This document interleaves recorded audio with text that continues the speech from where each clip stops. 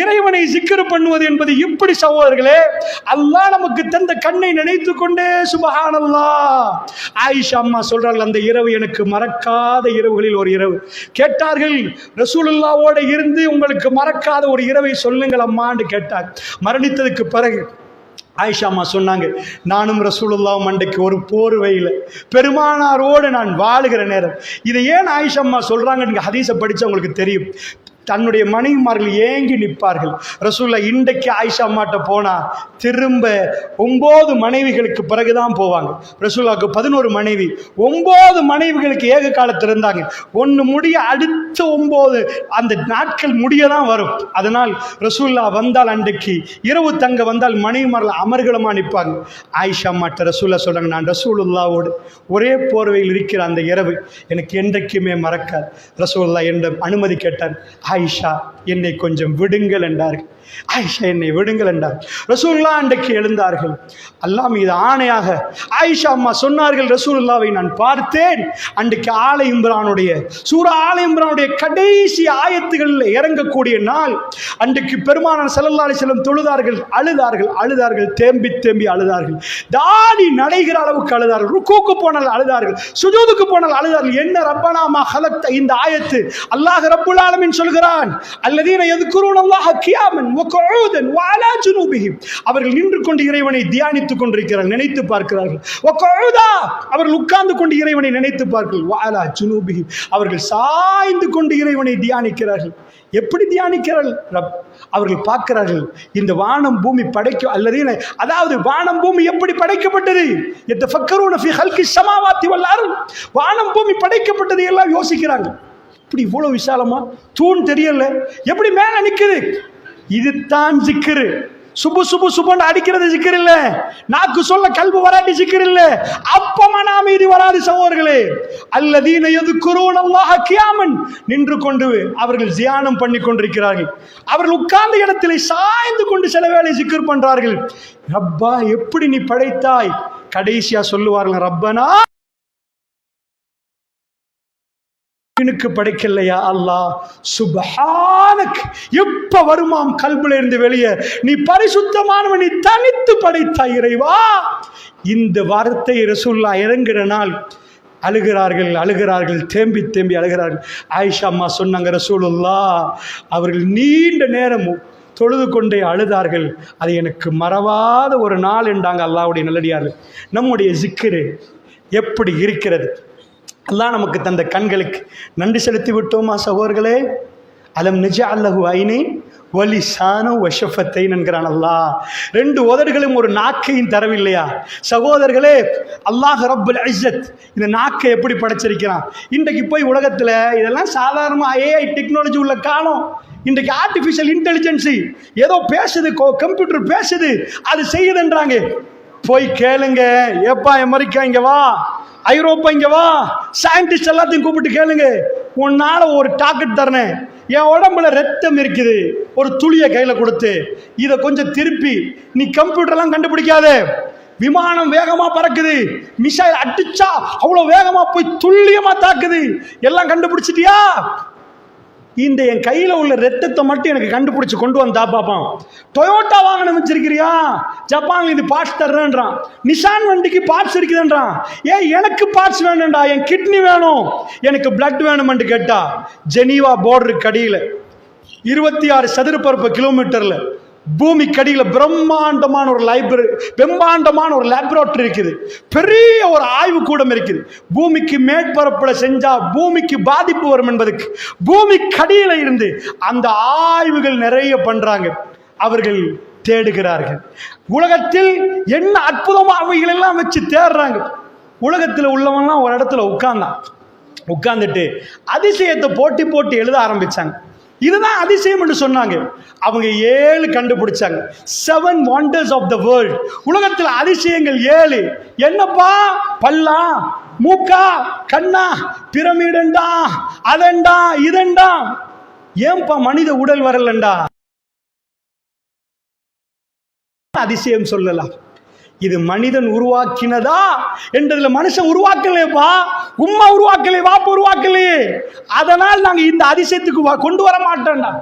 என்ன என்ன அற்புதம் என்று கேட்டீங்கன்னா, ஒரு இரத்த துளியை கொண்டு போய் கொடுத்து பார்த்தீங்கன்னா வேர்ல்டில் வாங்குறதுக்கு இல்லையா, பிளட் பேங்க்ன்னு உங்கள் ஊரில் வச்சிருப்பாங்க, ட்ரிங்கோல இருக்கும். உங்கள் ரத்தம் ஏ பாசிட்டிவா பி பாசிட்டிவா ஏபியா ஓவா பார்த்து எடுத்து கொண்டு போய் வங்கியில் வைப்பாங்க. என்னப்பா தண்ணியே தான் சல்லியே தான் கொண்டு போய் வங்கியில் வச்சோம், ரத்தத்தை ஏன்பா? ரத்தத்தை வச்சா இன்னொரு ஆளுக்கு ரத்தம் போகும், அது செய்யலாதான். நான் கொடுத்தாதான் இன்னொரு ஆளுக்கு போடலாமா, இன்னொரு ஆள் கொடுத்தாதான் எனக்கு போடலாமா? ரத்தத்தில் வெரைட்டி இருக்குதான். இது ஓவா, இது ஓ பாசிட்டிவா பியா, உங்களுக்கு குரூப் தெரியும், அதை எடுத்து வைக்கிறேன். ஏன்பா இவ்வளோ ஏஐ டெக்னாலஜி எல்லாம் இருக்குது, கண்டுபிடிக்க முடியுமான்னு கேட்டா நோ. அது என்னப்பா ரத்தம் சோப்பு கலரு, எங்கள் வீட்டில் ரோஸ் வாட்டர்லாம் இருக்கு, அதை மாதிரி ஒரு மிக்சிங் போட்டால் வந்துருமா? அவன் சொல்கிறான், உள்ளக்கு இருந்தால் ஓடுது, வெளியே வந்தால் நிற்கிது. அது எப்படிப்பா? உள்ளே போட்டு உள்ளக்கு இருந்தே நின்றா இப்படி நின்றுவானே, உள்ளே இருந்து அது ஓடுது. சாப்பாடு அடித்தா அது போய் எங்கெல்லாம் கொடுக்கணுமோ எல்லாத்தையும் கொடுக்குது. வெளியில் வர்ற நேரம் அது லீக் ஆகி ஓடிட்டே இருந்தா வெளியே போயிடும். வெளியில் வந்து அதுவே அதுக்குள்ளே இருக்கிறத போட்டு அது ஒட்டி அதுவே வராமல் நிப்பாட்டுது. அதுக்குள்ளே எக்கச்சக்கமான அற்புதம் இருக்குது. இதை இதுவரைக்கும் ஒரு சிங்கிள் விஞ்ஞானி கண்டுபிடிக்கல. அல்லாஹ் கேட்கிறான், வஃபி அன்ஃபுசிக்கும் அஃபலா துப்சிரூன், உங்களுக்குள் நான் வைத்திருக்கிறேனே சிந்திக்க மாட்டீங்களான்னு அல்லாஹ் கேட்கிறார். அல்லாஹ்வுடைய நல்லடியார்களே, புரிந்து கொள்வதற்கு சொல்கிறேன். ஜிக்ரு என்பது அல்லாஹ் நமக்கு தந்த நிஅமத்துகளை எல்லாம் நினைத்து பார்க்கிற நேரம் இந்த கல்புக்குள் மெல்ல மெல்ல அது போய் சேருது. வாழ்க்கையில் பிரச்சனை என்று வருகிற நேரம் அது வெளியாகும், அமைதியாக வெளியாகும். ரப்பி எங்களை கைவிட மாட்டான். நீங்கள் போய் ஒரு குழந்தைய பாருங்கள். நாமெல்லாம் சின்னதாக இருந்தோம். இன்றைக்கு இங்கே ஒரு வீடியோ வச்சு அல்லது ஏதாவது ஒரு கிளாஸை வச்சு ஒரு பெண்ணுடைய வயிறை காட்டினா நம்மெல்லாம் கண் கலங்கி பார்ப்போம். அது மிக அற்புதம். அல்லாஹ் கேட்கிறான், அல்லாத்தா அலல் இன்சான் ஹைரும் மினத்தஹ், மனிதனுக்கு ஒரு காலத்தில் ஒரு பகுதி இருக்கு இல்லையா, லம் யகுன் ஷைஅன் மذ்கூரா, இதுதான் என்று சொல்லுகிற அளவுக்கு. எப்பா நீ எல்லாம் இன்னைக்கு பெரிய ஜப்பாரா நிக்க. இன்றைக்குள்ள விஞ்ஞானிகிட்ட போய் கேட்டா அல்லாஹ் எதை சொல்றானா, நீ விந்தா நின்றி உயிரணுவா நின்றி. விஞ்ஞானியை பிடிச்சி கூப்பிட்டு கேட்டா, என்னப்பா உயிரணு சைஸை சொல்லுப்பான்னு கேட்டா, ஒரு பால் பாயிண்ட் பேனால ஒரு புள்ளி வைக்கட்டுமா, டொட்டை வைக்கட்டுமா, அது 1200 பிக்கட்டுமா, 1200 துகளா பிச்சுக்கிட்டுமா, அதுல ஒரு துகள் கிடைக்கும் பாருங்க, டிவைடட் இன்டு 1200 பீசஸ். 1200 துகளா பிச்சு ஒரு துகளை எடுத்து கண்ணுக்கே தெரியாத துகள் இதுதான்ப்பா நீ.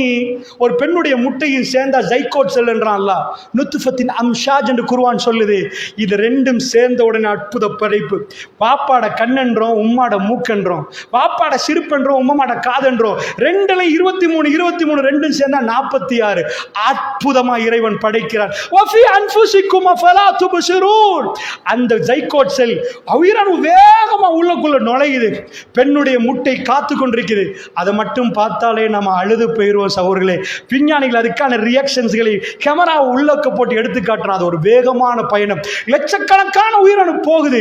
அதுல ஒரு உயிரணு வேகமா முந்தி கொண்டு போகுது. அது அல்லாஹ் தெரிவு செய்தது. அதான் நான், அந்த உயிரணு அதான் நீங்க. அந்த உயிரணு போய் முட்டையை பிடிக்குது. தோல்வி கண்ட உயிரணு செத்து போகுது. முட்டையை பிடிச்ச உயிரணு மனிதனா மாறுது. சுப்ஹான ரப்பி, மனிதனுடைய இதை குர்ஆன் சொல்லி காட்டுது. வஃபி அன்ஃபுசிக்கும் அஃபலா துப்சிரூன். சரியப்பா, மூக்குக்குள்ள ஒன்று ஏதாவது போச்சு, அது உள்ளக்குள்ள போய் குட்டி போட்டு வளருது. ஆனா மனிதனா வரல. அதை நம்ம வைரஸ் சளி என்றோம். உள்ளக்குள்ள போற நேரத்திலேயே மூக்கில் இருக்கக்கூடிய இந்த முடிகளுக்கு போய் நிற்கும். நின்றா அது மெசேஜ் சொல்லும், புதிய ஒரு ஆள் உடம்புக்குள்ள வந்துட்டாரு. அந்நிய பொருள் என்டர் பண்ணலாது.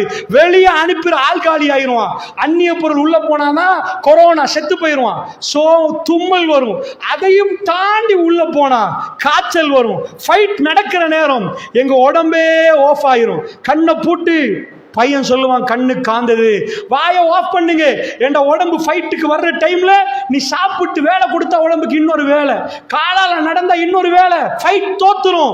ஃபைட் அந்த வைரஸுக்கு எதிரான ஃபைட் நடக்கணும்டா. இது உடம்புக்குள்ள இருந்து WBC வெண்குருதிகள் அடிக்க போகுது. உடம்பு படுக்கணுமா, தூங்கணுமா, வேற வேலையே நடக்க கூடாதான். ஜீரணம் ஆஃப் ஆயிருமா, முழு உடம்பு ஷட் டவுன் பண்ணி எல்லாத்தையும் ஆஃப் பண்ணி போட்டு அந்த வெண்குருதி ரெடி ஆகுமா, வந்த புதிய வைரஸ் அடிச்சு தரமட்டமாக்குமா. அந்த நேரம் உடம்பு கடுமையா சூடாயிரும். ஏன்னா உள்ளுக்குள்ள ஃபைட் நடக்குது. அதுக்கு பாட்டுக்கு ரோட்ல நடந்திருந்தா யுத்தம் தோத்துரும், உள்ளுக்குள்ள வைரஸ் வென்றும். என்றைக்கு வைரஸ் வென்றுச்சோ அன்றைக்கு ஜனாசான்னு சொல்றோம். என்றைக்கு நம்ம உடம்பு வெத்துச்சோ அன்றைக்கு அவர் உயிர் வாழ்ந்தார், பொழைச்சார் என்றோம். அல்லாஹ் ரப்புல் இஸ்ஸா என்ன செய்கிறான் சகோதரர்களே? நாக்கு கசப்பாகுது, உம்மா சொல்ற யோகட் வேணாம் மகன், உள்ளுக்குள்ள தீட்டி விட்டா உடம்பு இங்கோட நிப்பாட்டுது, எடு வாந்திய வெளியே கக்கு, இதுக்கு மேல போட்டா எப்படி நம்ம ஃபைட் பண்றது? உள்ளுக்குள்ள போட்டா வெளியே கக்குது, கண்ணு காந்துது, பொத்து கண்ணு, தலை கணக்குது, தலை பாரம் படி தூங்கு ஒரு இடத்துல, ஃபைட் ரெடியாக போகுது, எல்லாம் காலி சீவனில் முட்டுக்கு கீழே இல்ல தூங்கு, எல்லாம் ரெடி பண்ணி ஆளை தூங்க போட்டாச்சு. இப்ப பேசினா பேச இயலாது, உடம்பு வலி, இப்ப ரெடி ஆகுது வாருக்கு. வந்த வைரஸை பார்த்து அடிக்குது. சுப்ஹானல்லாஹ். உலகத்தில் பெரும் பெரும் பலமானவர்களே, அவர்களால் இந்த யுத்தத்தை நடக்க முடியுமா? அல்லாஹ் ஜல்ல ஷானஹு வ தஆலா இவ்வளவு நிஅமத்தை செய்துவிட்டு சஜதாவுல உள்ள சொல்லுகிறான், நினைத்து பார்க்க சொல்கிறான். வ இன் தஅது நிஅமத்தல்லாஹி லா துஹ்சுஹா. அல்லாஹ்வுடைய நிஅமத்துகளை நினைத்து பார்த்தால் அதை கணக்கிட முடியாது. லகத் ஹலக்னல் இன்சான ஃபீ அஹ்ஸனி தக்வீம். மனிதர்களை அழகிய தோற்றத்தில் நாம் படைத்திருக்கிறோம். மனிதன் என்ன செய்தான்? இன்னல் இன்சான லிரப்பிஹி லகனூத். மனிதன் தன்னுடைய ரப்புக்கு நன்றி கெட்டு நடக்கிறான். இத்தனையும் தந்த கண்ணால் ஃபஜ்ருக்கு எழும்ப முடியாது என்று சொல்கிறான். இத்தனையும் கொடுத்த அல்லாஹ் இந்த நெத்தியை மண்ணிலே கொண்டு போய் வைக்க முடியாது என்று சொல்கிறான். இத்தனையும் கொடுத்த ரப்புல் ஆலமீனுக்கு சஜதாவிலே விழ முடியாது என்று சொல்கிறான். இந்த அகம்பாவம் பிடித்தவனை அல்லாஹ் கொண்டு போய் ஜஹன்னத்துக்கு போடுகிறான். அல்லாஹ்வுடைய நல்லடியார்களே, அந்த அற்புதத்தை நீங்கள் படித்து பாருங்கள். எம்பராலஜி, கருவியல் என்ற ஒரு துறை இருக்கிறது. மெல்ல மெல்ல போகுது. அது முடிகளுக்கு மத்தியில் போகிற அற்புதம். ரெண்டும் சேர்ந்தால் மிகவுமே கவனமாக அது கருவறையை நோக்கி போகுது. ஆச்சரியம் என்ன தெரியுமா? அசைந்தால், குலுங்கினால் அந்த ஜீவன் செத்து போயிடும். அது மிகவுமே அமைதியான பயணம். அதனால தான் அதாவது வயிற்றுக்குள்ள ஏதாவது குழந்தை உருவாகிற நேரம் அசைக்க வேணாண்டுவாங்க. அது ரொம்ப அற்புதமாக போய் கருவறையில் ஒட்டி கொள்ளுது. அதுதான் ஃபர்ஸ்ட் வீடு. எங்கள் கடைசி வீடு கபர் சகோதரர்களே. ஃபர்ஸ்ட் வீடு கருவறை சகோதரர்களே.